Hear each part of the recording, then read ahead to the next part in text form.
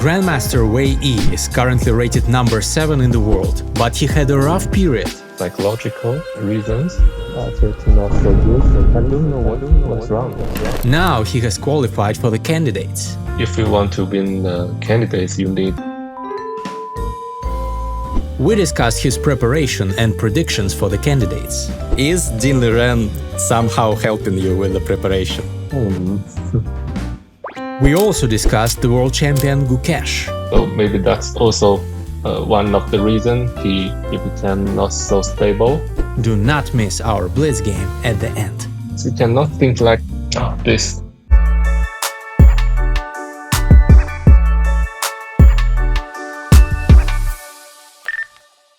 Hi, Wei. Nice to see you here on the podcast again.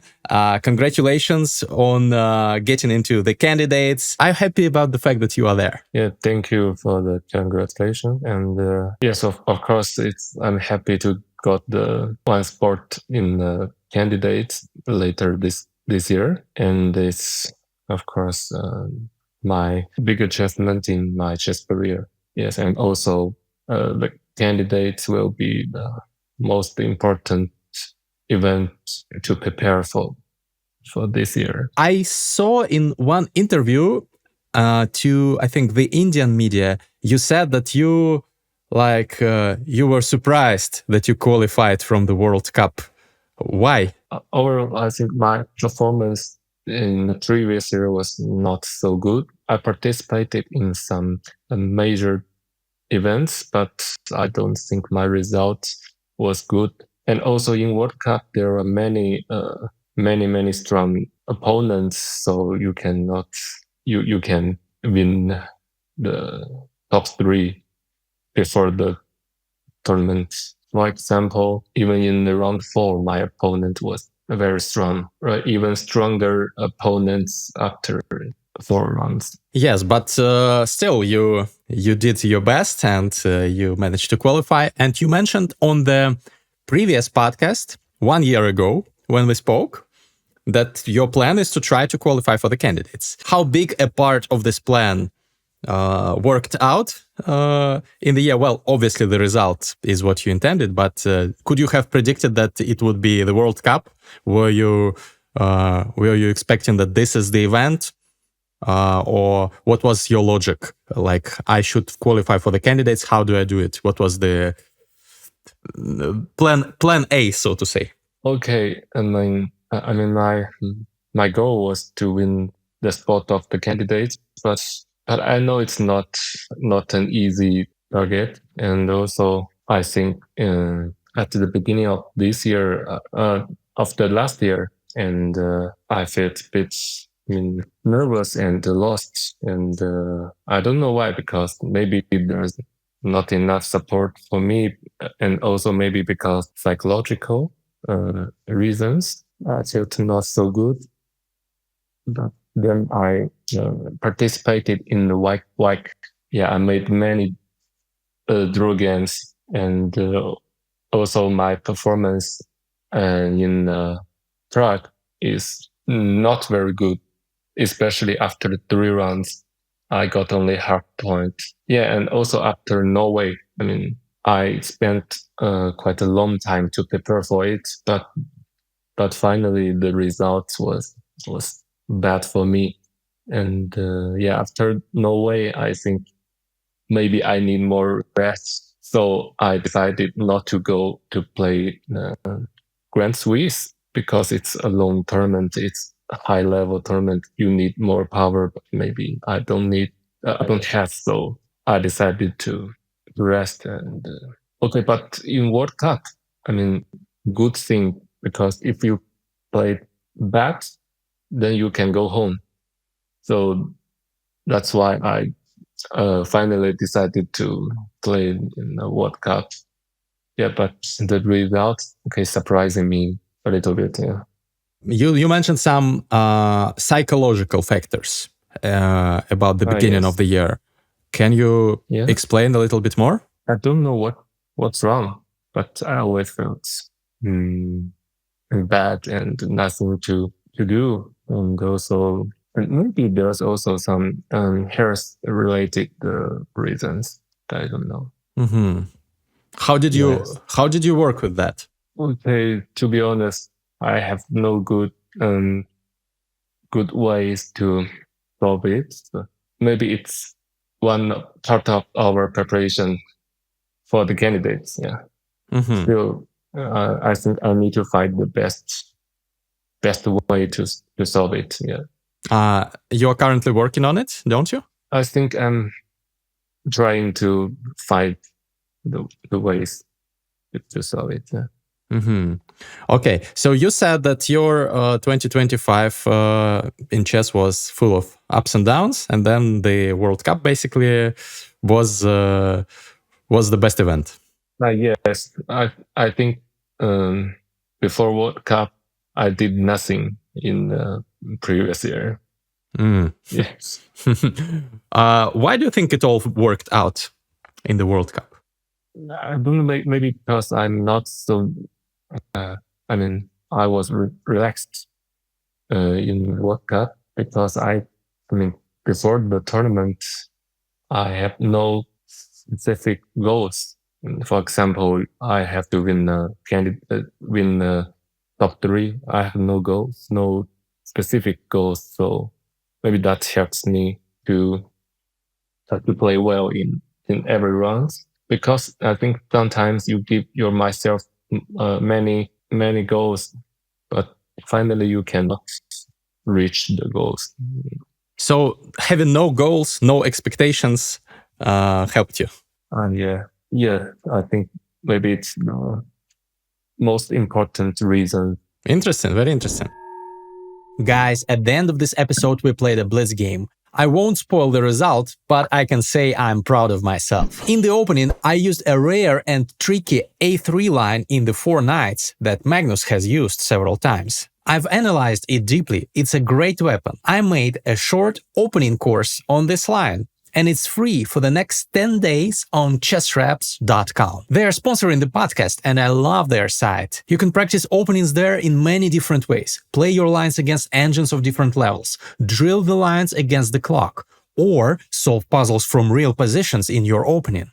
You can access mini courses on this and many other openings on chessraps.com for free. It's genuinely an amazing experience learning an opening on this site. I highly recommend you click the link in the description and see for yourself. Even if you're watching this more than 10 days after the podcast release, you can still check out some lines for free on the website. We'll definitely talk about your approach to preparation for the candidates and whether it is whether it is similar or it's a different one. But first of all, I would like to ask you about your the field, your opponents in the candidates, and maybe we can compile together a tier list of 2026 candidates. I'm asking all of the participants that I'm interviewing their predictions. Some of them, by the way, mentioned you. Jan Nepomniachtchi, Nepo, who is not a participant but used to be a participant of the candidates, said that you are a very dangerous participant who should be should be among the favorites, for example. Do you agree with that? And whom do you consider to be favorites to win this event? To be honest, I don't think I have great chances to win the candidates, because if you want to win the candidates, you need extensive experience. So that's why I think Fabi and Hikaru, also Anish has great chances to win that. And also I think Drag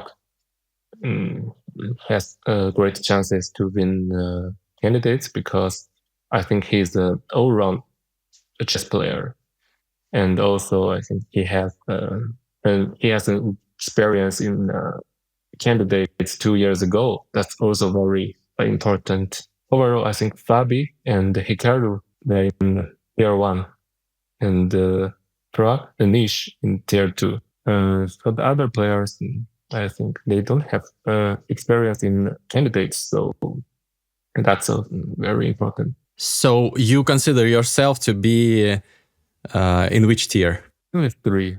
And all others the same? or Yes, different? insane. Maybe Tier 3. someone is tier 4 or everyone is tier 3. No, even Isopenko and Blue Bloom, they have a lower rating, but I don't think they are weak because their performance in previous year and also for Blue Bloom for the like, their performance is quite good. So I think all of us are in tier 3. Yeah, just yesterday, as we talk, Blue Baum defeated Gukesh. So yeah, Yes, he's having a nice performance. Yeah. But you said that experience is so important. But if we look at the previous candidates, Gukesh won it participating for the first time. Then if we look at 2020 candidates, not the one before the previous one, but the one before that, Nepo won. Also, he was participating for the first time in that one. So sometimes people win the candidates being there for the first time ever. Quite often, actually. 2 out of 3 recent candidates were won by the first time participants. Yes, but for me, I think the experience is quite important. I see.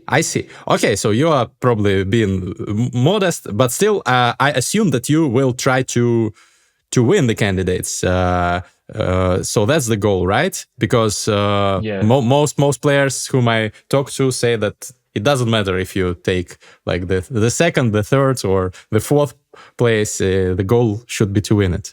Is it correct?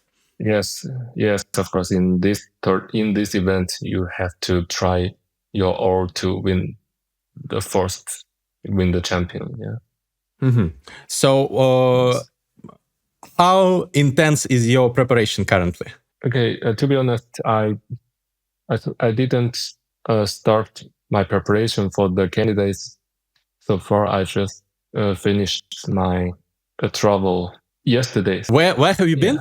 I've been to other cities in China for traveling. Xi'an. It's a historic Chinese city. Nice. Also a good place for traveling. Yeah, I've heard of it. So you've just been on vacation. Yes. And now we are talking on January the 28th. So the end of January. Now your preparation is about to start, right? Yes. Yes. Do you have a specific plan already? Like you have training camps, you have already your team. How does it work? Please explain. If it's not a top secret. I think so far I confirmed the members of my team. Yeah, but I think we need to talk to each other to confirm the training plan in following. And I think there will be some training games and also some opening analysis and also some first training, like go to the gym and also running like that. So what will you do in the gym, by the way? Running, you said? Yes, and also some other exercise in the gym. But for me, I think I'm a lazy guy, so I didn't go to the gym very often. But I know that's necessary for a professional chess player. So I feel quite conflicted about this. But for the candidates, I think I need to go to the gym very often. Yeah, sure. Physical preparation is very important. Yes. Yeah.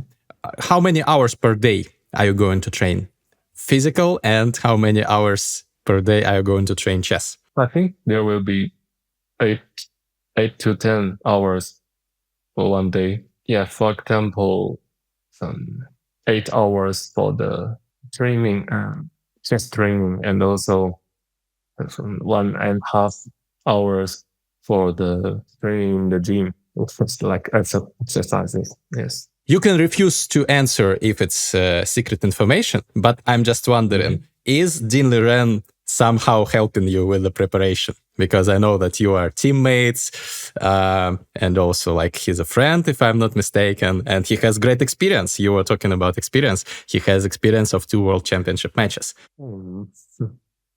maybe. Maybe. But so far I didn't talk to him about the invitation to my team for the candidates. Okay, so maybe you will, maybe you will. We will find out later. Maybe it's a good suggestion. Yes. Yeah, why not? By the way, I wanted to ask because he's not participating in the media, and you probably know more than I do. Everybody is wondering, like, how is Dean doing? He has practically quit classical chess, hasn't played classical tournaments, but sometimes I see him playing some rapid events. Is he getting better? Because I heard that he had some issues he spoke about with health, and we are all, the chess world, I mean, is hoping for his recovery. So I was wondering if you have any news from him, maybe that you can share. But sorry, because I don't have more information, and also I didn't talk to him too much recently. But I thought he played some rapid events, and also he won one of them. I think it's some event in China. Shenzhen rapid. Yeah, maybe it's not a bad sign because he started to play some events, but before that he played only online tournaments. So I think it's a good sign. Maybe he will come back for the classical events. I don't know, but for me, I really want to see his comeback. Yes, absolutely, because he has dropped out of the FIDE classical rating even because of inactivity. Yes. Hopefully you'll work with him and he will get inspired to get back. Maybe. All right. I wanted to also to ask you about Gukesh, because, you know, we've spoken about him previously in our first podcast episode. It was before the match. And now everybody's discussing Gukesh because, like, during Wei Yi Candidates, for example, Tata Steel event, he has shown some not so stable performance. Also in previous events before that. What do you think about his future in chess, and why do you think he's going through such a phase? I don't know what happened to him, but maybe I can understand because he's a bit, young, and it also because of his playing style. So that's why there's up and down things happens to him, and he was not so stable in past previous year, and his performance in some important tournaments are not very good.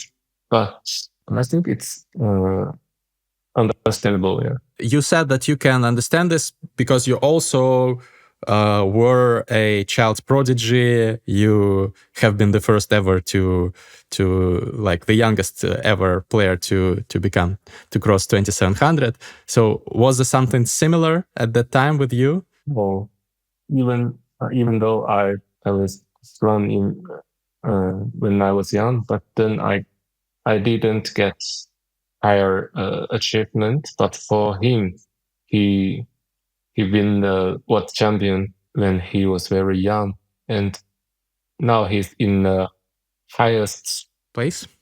I mean, yes. So I think his the situation for him was never easy. So because everyone is watching his games, also following him. So there might be some pressure for him. So maybe that's also one of the reasons he became not so stable. Yeah, definitely. The pressure is crazy. Yes. And yes. And yeah, it's hard to imagine. Like all the Gukesh critics, they cannot imagine the level of pressure that he's facing. Of course. Yes, and also I think the situation was similar for Ding Liren after he win championship in 2023. Hopefully they can both recover. But yes, today I've just checked Gukesh on the live rating list. He is dropped out of top 10. He's now number 12 as of today. What's your prediction? Will he show again the great results that he was showing throughout, for example, 2024, and get back to the top of the top? What's your prediction? I think he will recover and to improve his rating maybe later this year. I think the rating is not the only way to measure the player, to assess the player. Yes. Yeah, you can see the performance of Sakharov last year. I remember he played back in St. Louis, but then he played quite well. His performance was amazing in London Chess Classic, and now I think he's also lead the white. So yes, yeah, for young players, they can drop some points, hello points in the tournament, but then they will gain more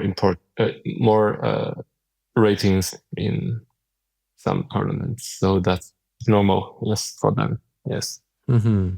Yeah. So rating comes and goes. Obviously. Yes. Yeah. Yeah. What are your goals in chess these days? I know that you will be focusing mostly on the candidates, but apart from that, do you have any goals for the upcoming years? Okay, to be honest, I don't know. Now, my only goal is to try to win the candidates, even though I know it's not easy. But after that, so far I don't know what's my next tournament after the candidates. So yeah, no plans after that. Yes. But I think after the candidates, I will know almost all my plans in the following days of the year. Yeah. Yeah, probably it depends on the result, right? Maybe you'll play a match, maybe not. Yes. But I think I will not play so many tournaments like last year. Mm-hmm. Okay. About the match, by the way, many people say that they consider Gukesh likely to lose the title in the upcoming match. For example, Nozirбек Abdusatorov, whom you mentioned, he said in an interview that he thinks that Gukesh will lose the title in the match. Give us your unpopular chess opinion. Gukesh will lose his title in next match. Is that controversial? I mean, what's your prediction for the match? Depending on who qualifies to play it, of course. Yes. For example, I think if Fabi and Hikaru, and if they qualified, and I think they will maybe win championship because of course Gukesh's performance was not.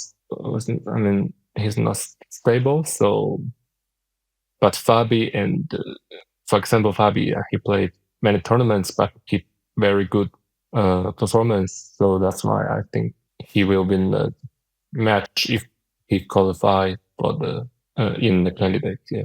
What about the others? Yeah, Hikaru also, but I think Hikaru maybe he's also not very stable, but also he played very few classical games in past year. But also I think he has a better chances if he win candidates. Anish, for Anish, but I think he can always get good positions in his game against Gukesh. So in this reason, maybe he will have better chances also. And Prague will be the same. Yeah, but for the others, I don't know. For myself, I have no ideas. Yes. Okay. We will see. I also wanted to ask you, you are now also not just a chess player, but an e-sportsman. some might say, because you are playing for the Weibo gaming team, if I'm not mistaken, and you've played at the Esports World Cup. So, what are your thoughts on the future of chess as an esport? Do you consider yourself an esportsman, cyber sportsman?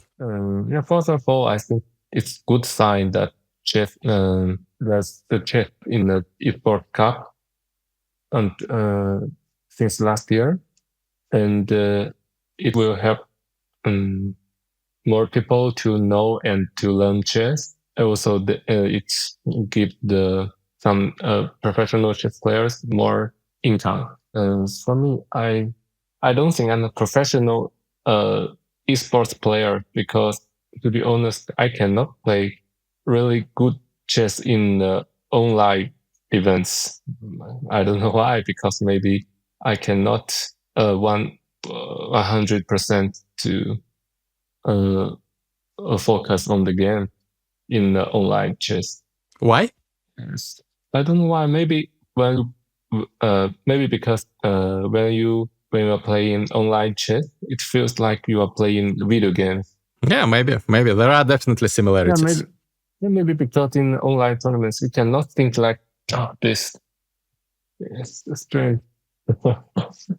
But in the OTV game, you can think like, yes. Why can't you think like this looking at the monitor? It's strange. I don't know. Okay, interesting difference. Yes. Okay, we'll be following your career as not just a chess player, but also a participant of the esports events this year, maybe as well. We will see. And now you mentioned that you sometimes cannot concentrate on online chess, but last time we played online, you crushed me very easily. So let's see if it's still the case. As a tradition, we play timeouts Blitz game against my guests, 1 minute against 5. Would that work out? Would that work this time as well? Yes. Okay, thank you. Let's go. Okay. Let's go.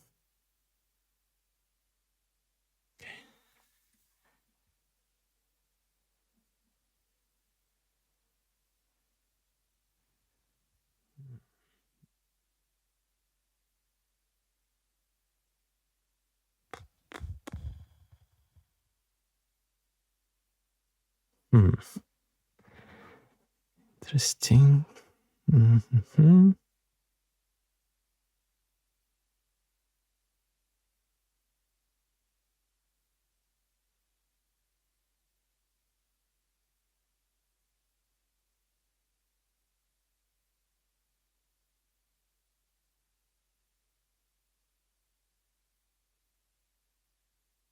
Huh.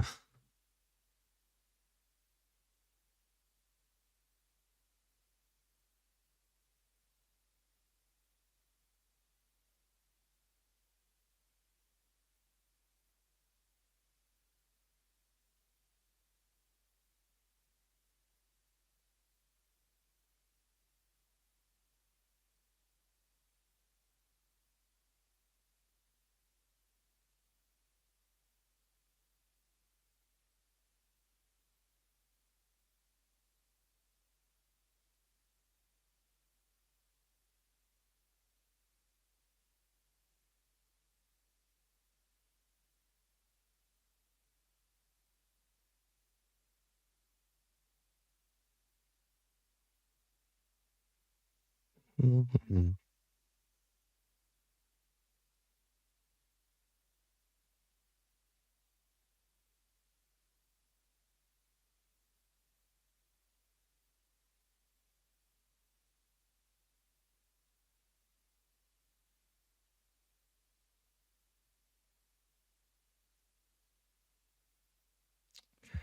Okay.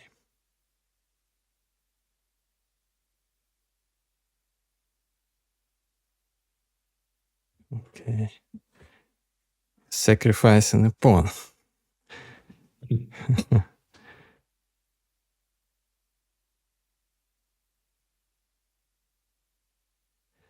Okay, I'll take it.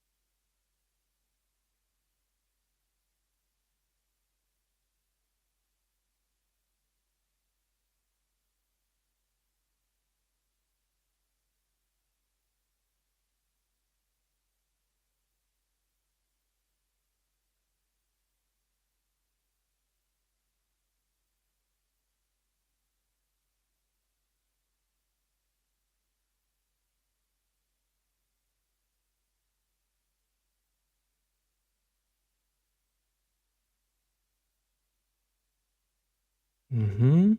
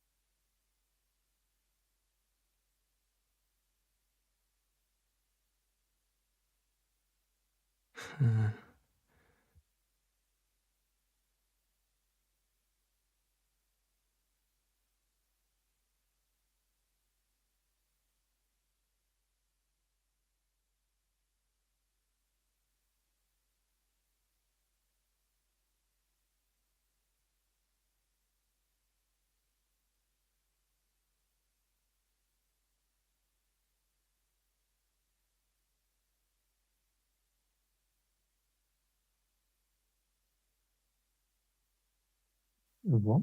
Ooh. Wow. Yeah, I think I had the win, right? you had great chances. Yes, but maybe not easy. Maybe after knight takes e3, you can take by the pawn. Yeah, I thought about it actually. Yeah, the engine Yeah. says it's plus 2.2. Yes. I thought about it. Okay. That was my first instinct, but I didn't trust it. Okay, but still I missed in this level. Yeah, and at the end, Oh. it's a draw, by the way. Okay. After queen takes It's a f3, draw? it's a win. Yes. But I Queen, should take other rook. queen a7, queen c5. Yeah, somehow I didn't believe in my Yeah. chances. Also, I had 5 seconds. Wow. Thank you for the game. It was very, very, very exciting. I will definitely analyze it further. Okay, Wei, thanks again. I wish you best of luck in the candidates, and yeah, we'll be looking forward to speaking to you. I'm learning Mandarin, and maybe next time we will talk in Chinese a little bit. Oh, nice. Thank you. Okay, guys, don't forget to hit the like and subscribe button and write your comments. Did you enjoy this episode? Did you agree with Wei's predictions? Any feedback is, as always, appreciated. See you in the next one. Bye-bye.